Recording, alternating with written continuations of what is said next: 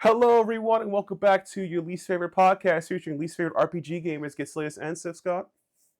Hello. And this time around, it's another month, another chance for us to talk about support save scumming because that's where we're at right now. And if you don't save scum, what are you doing? You're not finishing games, that's for sure. Exactly. And the messed up part about it is like, come on, 100 line drop. You're gonna hope to go through all those storylines. Again, no, you're save scumming. Just save scum every decision, okay? It actually You're not saves it. restarting every single time. No. Exactly. It is much easier to just hit reboot and do it again. Trust me. Yep. I support that. Yeah. God. So before we start getting into our topics, we're gonna talk about RPGs we played recently, and I'm gonna talk about RPG I've been playing recently. You probably know already. Final Fantasy XIV, the critically acclaimed MMO game that lets you play up to Stormblood. I would say Heaven's Ward. That's last time. Now you can play the Stormblood for free with a level 60 account. Okay, I said that. All right. But seriously though, that's Not totally getting hyped for that entire line of Magic the Gathering cards coming out next month either. no. I've seen it when I was at PAX East. They're okay. I feel like it's gonna divide a lot of people from playing the game because you have the sweats.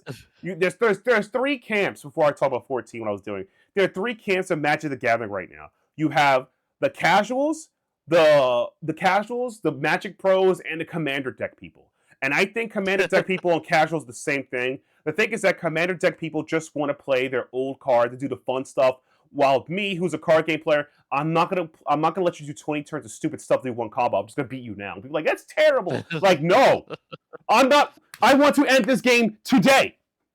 I have a wife and kids to go home to now. If you combo you don't want to have a port 4 type duel? No. Look, if it's taking you 10 turns to get your combo down, and I'm beating you in 3, okay? That's how we roll. That's why I lean towards it. You know what? And what I am. But those card art looks really good. That's what I gotta say. They had really good references and all that. So, in Final Fantasy XIV, I am finishing up. I'm on my way to Endwalker. And I decided to beat Endwalker with Viper. My Viper is the least level DPS I have. Because I'll be honest with you, as I've been talking for months now, I've been grinding PvP. There's a PvP tournament that my guild has been doing.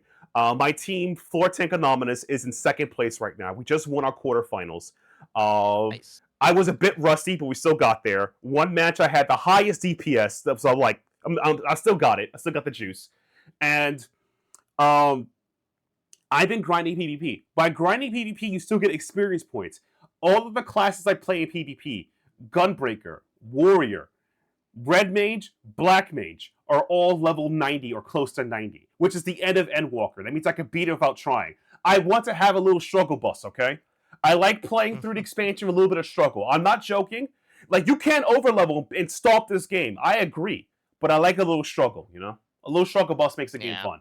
So I'm playing with my Viper, who's my new DPS I learned I enjoy because I got back into it. So it's like 80, 82, 83, so I'm playing with that. So also, I've been telling Scott, I've also learned to play Sage, and Sage is not a healer. It's a DPS! Like, I showed him a screenshot, which I wish I could show you guys. I had the 4th or 3rd highest DPS in a match, and I was healer. It's like, what? Like, that's me. Like, yeah, I'm actually DPS. I'm a healer, but click, click. So I've been doing a lot of PvP. I've been having fun with it. If you guys want to see me play PvP, the first season of Tides of my guild, Tides CCL, is on YouTube. It's a playlist. I'll be uploading more videos of that soon. Another person in my guild, Sig, Sig, I just say Sig for short. They will be uploading content as well, their perspective of how their team was doing in the league. So that'd be really fun. So check that out when I have it uploaded. So I've been playing a lot of that. I've also been playing a lot of Trails into Daybreak because I need to get further than that. I think I'm going to bite the bullet and just stream myself doing it. I'm going to put a post in the comments in the YouTube post and just ask you guys want to see it. Just do that. That's what I have been. That's what I have been doing. I have accepted my fate. That is, I need to put more time into that. So those are the 2 RPGs I've been focusing playing a lot lately. Unless you count Starlight Revolver as an RPG, it's not. It's a Diablo-like in a way, but not really an RPG. So that's what I've been playing lately. So Scott, what have you been up to? Alrighty, so we'll talk about probably one of these later on, but I have played Touhou Spell Carnival. They released the version of the game on PC this month. Oh wow. So that was really great to go to redo. I think Toho Spell Carnival is probably one of the best looking Toho games that we've probably ever gotten, which is really good because it has really nice art. You have the compile heart art, which a lot of those are always really good. And the PC version isn't bad. I do still have my issue with it is basically just the console game ported to PC rather than an actual PC port because mouse and keyboard doesn't do anything on for you. You basically have to have a controller. Oh my god. Which is interesting in like a game that has a top-down view that's all about like an RTS type strategy bullet hell. Mm-hmm. I just thought that, having a mouse would be great to be able to control your character because you could use the mouse to like go here, then do this, then do that. But no, the mouse doesn't do anything. Oh god. But I still think the game is pretty fun. So it's still worth getting if you are going to play it on like a Steam Deck or like a handheld. It still works pretty well on that. That's good to hear. Another Idea Factory game that came out this month was Death End Request Code Z that I've been playing. And this one is, if you're a fan of like the more recent relaunches that we've been getting with like Shiren the Wanderer, then this is actually a game that is inspired heavily from the mystery dungeon type games that are all about like you take one step, your enemy takes one step, you do an action, your enemy does an action, and you try to be smart with enemies because this game gets really, really tough, especially if you put it on like the hardest difficulty. But that's also kind of the point, because the point of this game is they want you to die. They want you to get your death ends. Because every time you get a death end, you get a skill level. And so every time you get a skill level, then you get additional stat boost, basically. That is kind of cool. They want you to die a lot. But that's kind of should be the point, in Death End series, is getting all the death ends that you can get. But it takes a lot to get some death ends, especially when you get so leveled up, like so high leveled up that sometimes like the other enemies can't actually hurt you that badly. So you can either A, try to cheese it so that they can kill you, or you can just try to get to another dungeon that has higher level enemies that can kill you. That's kind of crazy, but at that point though, it's like well, obviously it's kind of like roguelike in a way where you die, you get more powerful, get more abilities. At some point obviously at some point you stomp the game, you're unkillable, but I think the interest is like, is it worth dying to this enemy for their ability or just winning it through? It's kind of interesting. Well, yeah, the fun thing with that too is not only do you get like the skill point, but they have like a specific death end screen that's different for every enemy that beats you. Oh. Which is also really cool, and that's also one of like the point of dying, so you get the next cutscene or the next art of the gallery you can unlock. So it's worth trying for that at least. The art is still really good. It is also though very, very it's M-rated for a reason. Yeah. Very gore, very fantasy, and it has very suggestive themes. Yeah. That's up there. But if you like the Death End series, it's a good game to get into. I think the first game is still my favorite in the Death End Request series, but Code Z is actually really good. That is good to hear. Oh man, so we had a good. I think. Wait, we only did 2 games. We both. Wow, we slimming down, man. Well, yet again, I'm playing essentially a forever game, so I'm 14. But once I get the dodge rail, it's over. Yeah, and like again, I fell down the PvP rabbit hole, so it's crazy. Like I made a list of all the classes I play in PvP, and like I had to like make a check mark. Do I play in PvE and PvP? And it's like, okay, like I don't play Sage in PvE. I'm not a great healer, but in PvP I can play them, right? In PvE, yep. In like normal game, I could play Warrior, but I don't play Warrior in PvP as much. So I just kind of find it funny that I had to like make a list like, wow, this is what I do, what I don't do. It's crazy. So yeah, it's all about them numbers. It is about them numbers. And speaking of numbers, man, we got more numbers and more things to talk about. Particularly, we have 2 topics about our favorite RPG of all time. That's right. We're talking about Dark Deity 2. Oh, sorry. That's sorry. It's not. I can't. We're actually talking about the Legends of Heroes series. We have a lot of topics to talk about. And the first one, Scott will give us into that one. Alrighty. So with Trails in the Sky, we have had a few questions, notably me at least, where a lot of people are wondering if they were just going to be using the same translation as what when we got in the old PSP era games from Exceed. It turns out that was not the case. So Trails in the Sky, Gungho has now officially came out and said that they are working on a new translation for the localization of Trails in the Sky First Chapter Remake. And this Oh. statement says that it will be different from the old localization, and they are going to have it closer to the source material. Which means, first off, one very important thing, the screenshots that we got with the first release of Trails in the Sky First Chapter were all false, because all of them were using the text from Exceed. So that means that entire thing is now going to be reworked. But I think it's also because that was before Falcom decided they're going to work with another publisher on the actual translation, localization, and publishment. Mm-hmm. So that just means that this is a gung-ho decision. So that could mean that it could be closer to the source material. One thing that we have already seen is if you go onto the Gungho website for Trails in the Sky First Chapter Remake, you will see that they now refer to Scheherazade as the Silver Flash instead of the Silver Streak. Technically, this is more accurate to the translation of the Japanese. The difference here, though, is now that means all the games going forward are going to have to now refer to Scheherazade as the Silver Flash instead of the Silver Streak. If you play like Reverie or anything that has Scheherazade in the game, they will always refer to her as the Silver Streak. So that means they're going to have to... I hope that they don't have too many differences of like the actual, like, let's say, code names for these characters, because that could make things a little different. But that also means that those who are very unhappy with the localization of NS America of turning, say, Elaine into Beauty's Blade instead of the Sword Maiden might have that as an option if basically Gungho keeps going on with being able to translate up that far. But the sad that's part going to is, be interesting to have two different translations in the work at the same time. yeah, I feel like those feel a bit minute. For Elaine, because by the way, I'll talk about that later into my second article. But someone actually I'll leave it at. Basically, my opinion of like between the Beauty's Blade and the Maiden's Blade, it kind of depends, because in like a beautiful swordswoman is rare in our culture. Yeah. In Eastern culture, that is considered like a virtuous act or something. Like they yeah. So like the Silver Streak, it's like, I see what they're getting with it. The Silver like it's one of those. It's one of those. It's kind of nitpicky, but I kind of get it. It's like, okay. Yeah.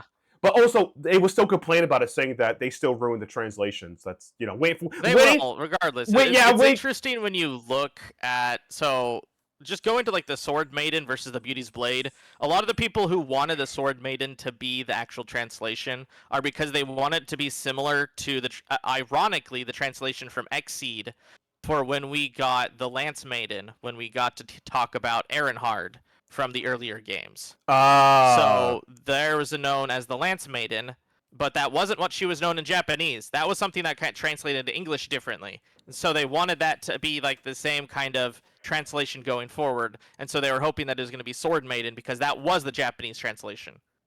Yeah, I guess. So Yeah. they did Beauty's Blade to differentiate between the maidens and not maidens, kind of a deal. Also, too, to be fair though, if you end up like making like every female character who's especially the weapon or famous called Maiden, one, I'll be maidenless, jokingly. But it would be pretty weird. We're gonna make a Maiden League with like there's inside the Legend of Heroes and Legend of the Maidens. Like jokingly, it's a fun title for a game.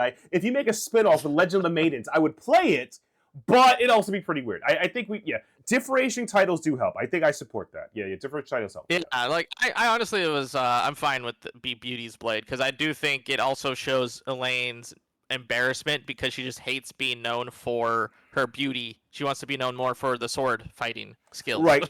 Which, to be fair, she's like, I'm not gonna say it. Top one girl. I know that she's an old. Yeah. I know she's an older woman in her 30s, and that's why Aaron Way's in the grave right now. Shout out to Aaron Way dying for our sins. Aaron, it's so old to be in your late 20s. Like I said, when Aaron Way went to that grave, I'm like, we did it, guys. We defended old people unite. Like we just ganked our signs. But yeah, I definitely kind of like feel like the translations make sense for a thing, but like, oh man, I don't think of it as a throw up as bad, but I do feel like hopefully, this is my honest opinion, right? Falcom, or with NIS, will like just it's a minor patch. You could patch the games to make sure they all reflect her league. That's about it. I hope that happens because I don't I don't want the look translation wars at 2025 is just weird. Okay, I don't want to hear that. Okay, let's not do that. Let's worry about things. Kind of sad in some regards because some of the XC translation for especially Estelle was actually a great and hilarious. Yeah, like we got her whole ultra violence, or when she gets told about like one of the like in Trails of the Sky 1, she gets talked about with one of like the very pompous nobles. She says all she has to do to basically get them in line is to have a giant stick. It's just like she constantly just talks about how she has a bow staff and she will use it to make people be in line. Yeah. And that a lot of that was because of Xseed doing different localization of giving her. Well, she didn't necessarily not have personality. It's just the personality was a lot more subtle in the Japanese translation. Yeah. They decided to remove all subtleties in Xseed. Oh God.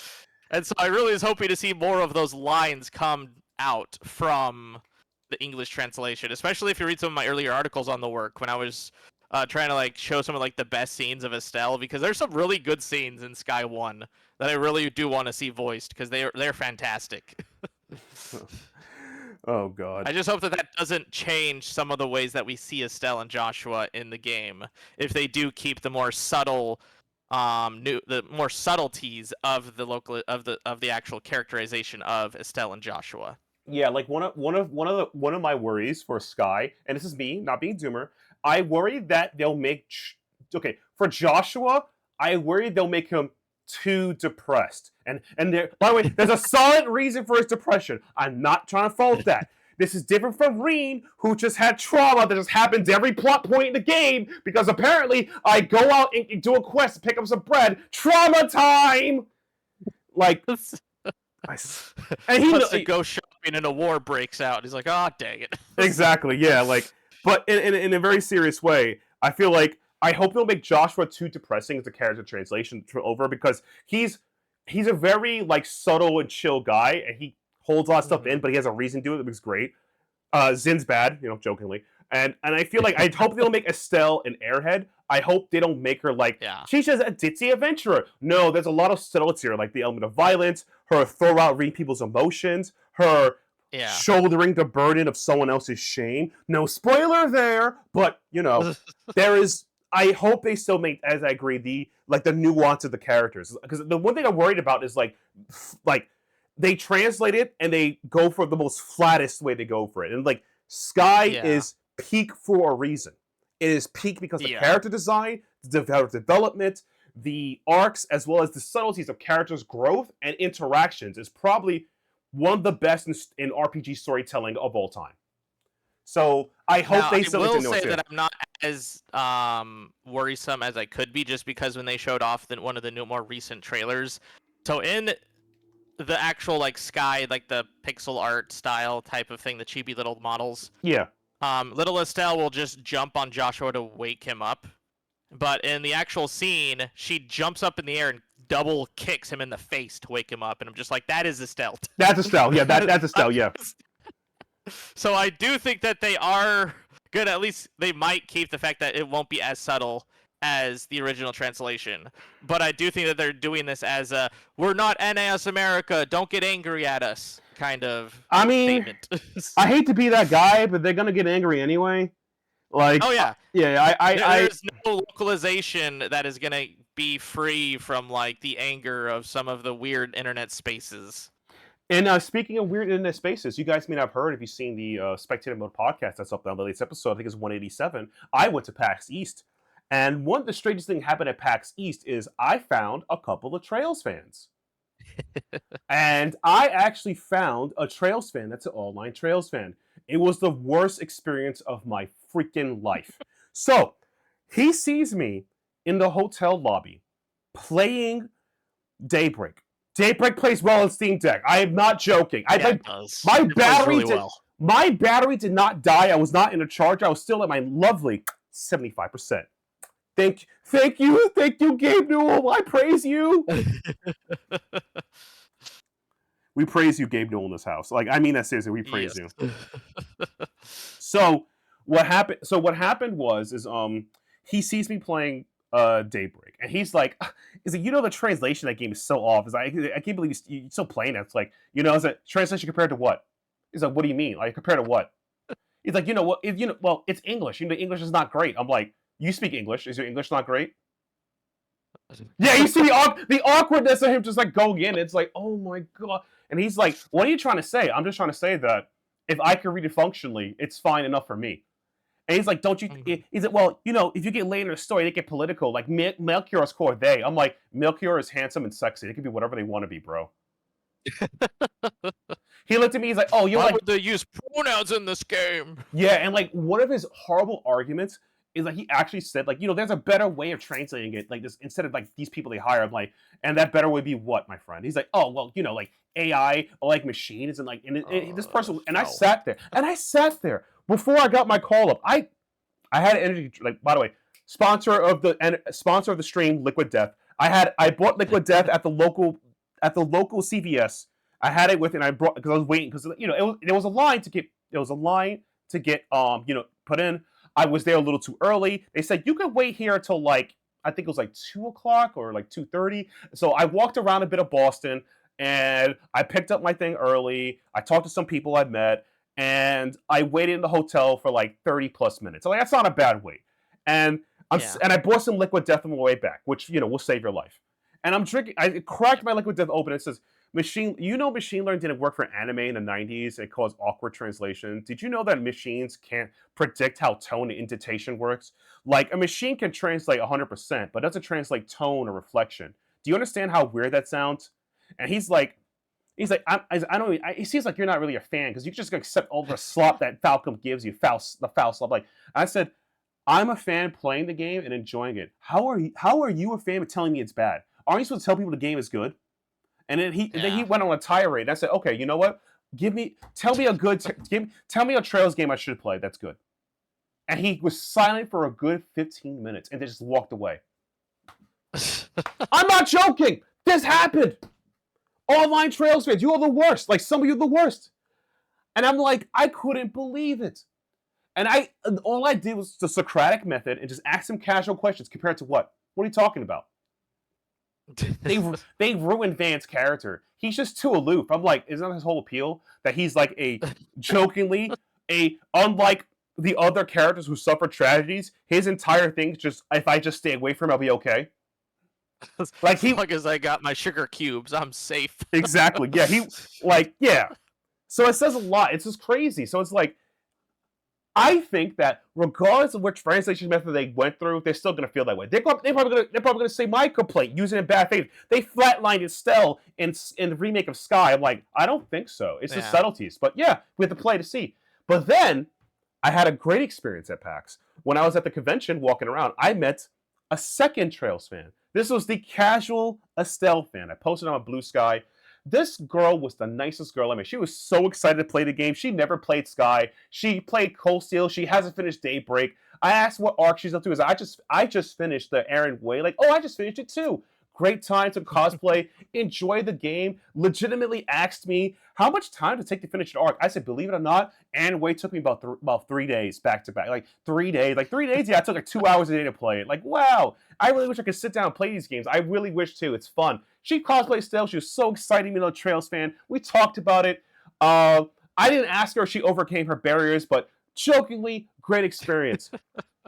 Crossbell mentioned. Crossbell mentioned! Crossbell mentioned. I need to make that to alert, like Crossbell mentioned.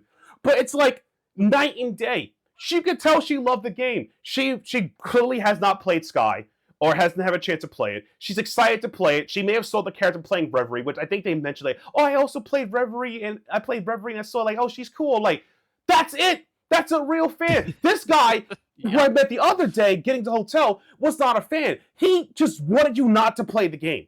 Like, as a fan, I want you to play the game. To use whatever thing he was trying to think of to make you think that it was bad.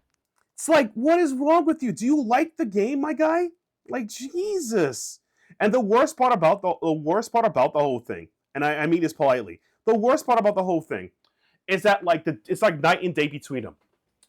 This guy was a fan who didn't want me to play the game and say it was bad. This fan was excited about the game, wanted to play stuff. We chat about it, and I gave the recommendations. I said, hey, play Dark Deity 2. Jokingly, I always push that game on people. That's the thing too. I'm a fan. I tell you, play the games I like. You know. I also said, hey, if you like the action elements of Trails of the Sky 1, if you like the action RPG, because you didn't play Daybreak 2, I said try Yeast Nordics X. You don't worry about doing the homework for Yeast 1 through 9. Just play X. Because, by the way, Yeast X, Nordics is peak. It's actually the best ARPG in the market. I mean that unironically. As somebody who loves Visions of Mana, because that story is so good, I say Yeast X is up there. Go play Yeast X. Mm-hmm. Yeah. But it's like, yeah, and it's like night and day. So it's like, yeah, that was my experience being a real life a Tale of Two Cities. Two fans of the Trail series, and it's insane. It's like night and day. It was like the best experience and the worst experience. And I realized that, like, I hope there are more casuals that play the game. I mean that seriously. You need to get rid of that guy, because he just didn't like the game. Like, I'm gonna be honest with you. I'm gonna tell you about an RPG I just don't like anymore. I'm not a big fan of Kingdom Hearts that much anymore. We'll get into that. No. And the reason why, it takes forever. I think that Nomura took too long to make 3, and 3 at best was mid. It took too long. I'm bored out of my mind. I understand that people got into the game now because the collection packs and remix are great ports with great content. I get that. But if you were waiting since day one, I'm done. But I am still looking forward to Kingdom Hearts overall, but I don't go around saying Kingdom Hearts is trash, I waited too long, I think 3 was a mid-story, Nomura took too long, blah, blah, blah. It's like, you know what? I'm glad you like Kingdom Hearts. I hope the next game is coming up. Speaking of Kingdom Hearts, let's get into our next topic there. There's some good news. There's some good news. There's some good news and bad news. Let's just go to the bad news right from the get-go, but Kingdom Hearts Missing Link is a game that has been on the radar of Kingdom Hearts fans for at least the last 2 years. It was supposed to be the sequel to Union Cross. It's going to take place on Skyla Ed Kalem, and it's going to be using a lot of GPS elements because it's going to be a mobile gacha game. However, we have just got word that Missing Link is going to be canceled. They are no longer going to be using any development on Missing Link. Though, there's a lot of real good reason for this now, but it's because they're moving the staff for Missing Link now on to full-on development for Kingdom Hearts 4. So Kingdom Hearts 4 is now ramping up its development cycle, and they are finally, I'm guessing, putting a lot more effort into Kingdom Hearts 4, and I think this is probably due to the Square Enix restructure of where they basically want to focus on bigger titles or on the very small titles. They are basically cutting out like their AA type titles. Yeah, so and I'm guessing Missing Link was going to be a AA title for them. Right. So I'm going to give more context into talking about the Square Enix merger. So as a 14 player, we're way in the sauce because Yoshi P tells us everything. The man tells his birthday, for God's sake. But jokingly, he's been promoted. As you know, for 16, he's promoted to executive producer. And apparently there's 3 figureheads that run the executive management. And each of them run their own teams or games under them now. So it seems like they're restructuring Square Enix to focus on specific titles, like either small titles or AAA titles, but also to be much more streamlined, consistent. So it'll be like that way. So no longer waiting like 15 years for a video game. I'm talking to you, Kingdom Hearts 3. Anywho, I mean 2 is peak. I mean my summer vacation is finally over. That's all I have to say. If you don't shed a tear from that, you're a monster. Yeah. God, no, Roxas was great. God, like no, like the meaning of that quote. It's like no, it's the end of his journey, the end of his existence, the end of knowing what his life will be, the end of the hologram, and the end of the idea that his reality is gone, which is pretty dark and depressing. But my God, it makes a good tutorial mission. It is peak writing, especially for those who miss Chain of Memories. Yeah. Yeah. But in a serious note, it seems like they're restructuring the company to focus more on content that way. Yoshi P has done this consistently where there will be development teams moving over from not from 14 to 16, but he will move like there'll be smaller teams like working on a dungeon to fix working on the raid. That's why I think the cosmic raids right now that came out for 14 are pretty good because they move teams over. It's all honestly, it's all about middle management. They're trying to optimize the people they have instead of stretching them out and stressing them out. It is much better to have 10 people working on something really good than 15 people working on random stuff. That's the best way to describe it. Yeah. So they're trying to maximize that. I think it's a good thing for Square. It still means that at this point that Square's projects will be much more focused. That's the overall take of it. Square's gonna have much more focus on their projects. Yeah, so another good thing about this though is that they actually had Kingdom Hearts 4 screenshots they put up to show some of the development of the game that's going on right now. And a lot of it does look a lot crisper than the trailer that we got like 2 years ago. Yeah. So it does look like that they're doing a lot of optimization and a lot more with the model of Unreal Engine 5 that they have had it in. So I'm really excited to see how Kingdom Hearts 4 keeps churning out. We got a little bit of moments of where we get to see Sora looking in like the Quadratum world, as well as Kingdom Hearts Sora in like a normal Disney world. And apparently they do still keep the whole he changes his art design based on the world. Yeah. Which is really cool because we get to see a lot more of a realistic version of Sora, but we still get to keep his little goofy big shoot Sora. Yeah. The only complaint I have with the Unreal Engine for seeing Sora in the non-Disney worlds, I'm not a big fan of the realism art direction. His cheek's a little puffy. I kind of miss I do miss the art direction for 1 through 3 where he looks a bit cartoonish. Yeah. That's my opinion. I understand that realism is like a very knee-breaded topic about how my game should look or how my game should be represented, blah blah. But I do prefer art direction over realism. If that's how I look at video games. That's just me. If you guys feel different in the comments, let us know. But yeah. I think the way that they're doing Kingdom Hearts 4 might be the best of both worlds if we're getting both Soras, though. Yeah, exactly. I personally would prefer just cartoonish Sora because it just it's much more expressive. That's just me. That's just me. That's just me. You like the giant eyes and the giant shoes? Look, man. I'm gonna be honest. Nomura did not miss on that one. Okay, he did the right thing. He did. Yeah. That was a good idea. Jackets you put on him. Still looks good. God, he had a tracksuit. It was a onesie. Now he had a shirt and pants. You know, everything's coming up Millhouse. You know. Yeah, so for those of you who are looking forward to Kingdom Hearts 4, just note that yes, it is still in development and still getting worked on.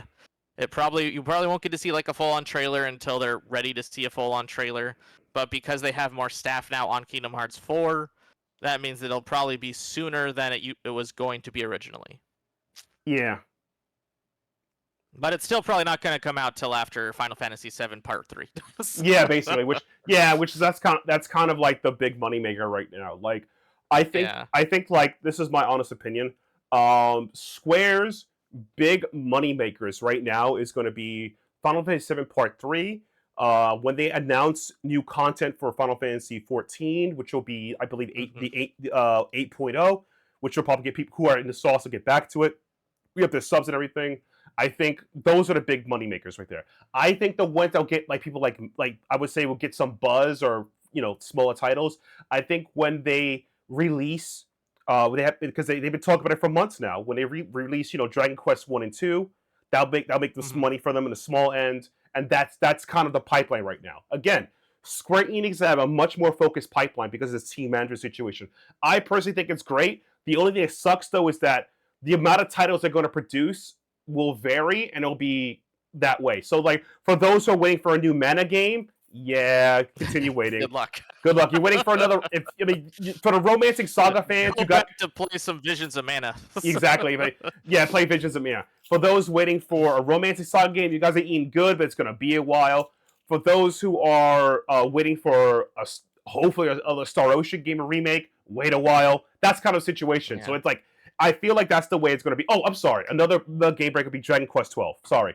Dragon Quest 12. Dragon Quest 12 would be big. Yeah. So, like, the big three right now is going to be, I think that's going to be, like, Square Enix's majority focus is Kingdom Hearts Part 7, Dragon Quest 12, and Kingdom Hearts 4. Those are like the big three I could think right now that's going to sell Yeah. for them. And then the smaller titles that's going to be a focus will be Dragon Quest 1 and 2, and that's it right now. Unless they have, like, again, the other titles, you have to wait. Personally, I hope Yeah. they do a remaster for Legend of Mana. That'd be a great idea. With their Yeah. new HD 2D engine they've been using has been fantastic for every game they made, particularly Yes. Dragon Quest 3. Yes, it has. Yeah, so maybe that can help. So that's my take. But with that out the Yeah. way, I think that I'm pretty happy about. I'm pretty happy about about Square Enix's direction. Unironically, this level of focus reminds me of why I love Falcom so much. Falcom has 2 titles, but the focus is there. That's it. Yeah. Yeah. They're 'Cause always going to be focused on the 2 main ones that they care about at Falcom. exactly. Square Enix, you always know that Final Fantasy will be somewhere. Exactly, yeah. So I think, like, my personal opinion, this type of, like, the management philosophy will help Kaizen, will help, like, quality management and everything else. Well, will it Yeah. make all the fans happy? I don't know. I mean, half of you are still Probably not. half of you are still arguing that, like, Claire Obscure 33 kills Final Fantasy 16, even though the people who made that game are clearly JRPG fans and inspire a lot. You know what? Just say you don't like Final Fantasy. That's all you got to say. That's it. Yeah. And get your or be like that. Be like that Trails fan, trying to convince me that Trails of the Daybreak is a bad game. Just do that. Go walk up to random people and convince them in real life that's bad, and look at the responses you'll get. That's all I got to say. Yeah. And speaking of things in a recommend you month in a positive manner, let's get into our monthly recommendations. Yes. Yeah. So the first game that Scott and I are going to recommend to you guys is Fuga Melodies of Steel 3, which is coming out everywhere. It comes out May 29th this year. Yep. This series just doesn't miss. I can't believe they're still It going. really doesn't. It doesn't. One of the best RPGs of the market. It's really good. Art direction's fine. They just don't miss. I mean, these guys are just off the, like, if you haven't played it, get them. Get it now. It's fantastic. Yeah. The CyberConnect 2 is one of my favorite development studios. They always have been since basically .hack. And Fuga Melodies of Steel is basically their passion project where they don't take any money from publishers. They do everything themselves because they just want to make this game. And so Melodies of Steel 1 and 2 was fantastic because it was the game they wanted to make. It was the add-ins and the additions they wanted to do. So I imagine 3 is going to be more of the same. It's going to be more of their passion into this game series, more into the story, into the actual lore of the world. And they're always pretty darn good at everything they do. Yeah, they really don't miss. And I find it interesting because it's like, CyberConnect, it's like, hey, we've made games that are unsuccessful. Will you give us a chance to, make .hack again? Like, please, like, look at them. They can make games. Just give them .hack. Seriously, how long is it going to be until Bandai realizes .hack is actually good? I know, it literally bothers me so much, man. It bothers me so bad. But anywho, if you still love CyberConnect, please play their other properties, and I do re-recommend the entire series. Melodies of Steel, Fuga Melodies of Steel 3 come out May 29th, 2025. Check it out when you can. All right. So the next game we're recommending to you guys the next game we're recommending here, I know it took a little while. Took a break there. I have to drink some water. Water is stay hydrated. Is recommending Starlight. Always do that. Always is. Starlight Legacy. Starlight Legacy is a game that I have not thrown thousands of dollars into to support. I'm just kidding. It's a turn-based RPG. It looks very fantastic. It hits that niche of like the old RPG era. You can go any order to get the final mission. It's really, really fun. I'm looking forward to this game. The more and more I hear about it, the more and more I see about it. It comes out on May 28th, 2025. It comes out for everybody. So get it when you can. It has a lot of references to like Chrono Trigger, Dragon Quest, Breath of Fire. I recommend checking it out already. It looks really, really good. I cannot recommend this enough for those who have the old school RPG fix, who just wants to just collect my XX relics and then beat the game. Do it. You also can ride a giant bug ship that shoots lasers for you, so that's always fun. So that's what I recommend. Snazzy. Yep. And the last game recommendation is coming from Scott. Alrighty, so I talked a little bit about this one before, but this is Death End Request Code Z. So Death End Request Code Z takes place in the Death End Request series, oddly enough. And in this one, you take the shoes of Sayaka as she is basically trying to discover what these strain areas are basically dealing with. And she goes in and rescue people from these areas, and then you have to rescue them out. The entire game is played like a mystery dungeon game. So if you're someone who likes like Sheer and the Wanderer series, it's one of those. You take an action, your enemy takes an action. You walk one way, the enemy walks one way, and you basically just have to utilize your own strategy and understanding of your enemy in order to not die. Or if you do die, which sometimes that is actually what you'd want to do, is you get additional skill point as well as you get what's known as a death end. And death ends are the big part of the death end request, hence the name of it in the series. Every series has different death ends that usually give you different like art scenes or different endings that you get to experience. A lot of them being very gory. Hence Oof. why this is an M-rated game. They're in that title today. Yeah. Oh god, that's amazing. So the games to recommend for this month of May 2025: Starlight Legacy, which comes out May 28th. Fuga Melodies of Steel 3, May 29th, and Death End Request that is currently already out. So check it out already Yep. if you haven't already. So with that out the way, thank you for everyone that watched and or listened to our fourth episode of Support Save Scumming. Sithscott and I will be back next month with RPG goodness. If you're not Save Scumming, start now. Do it. All right. See you guys. See ya.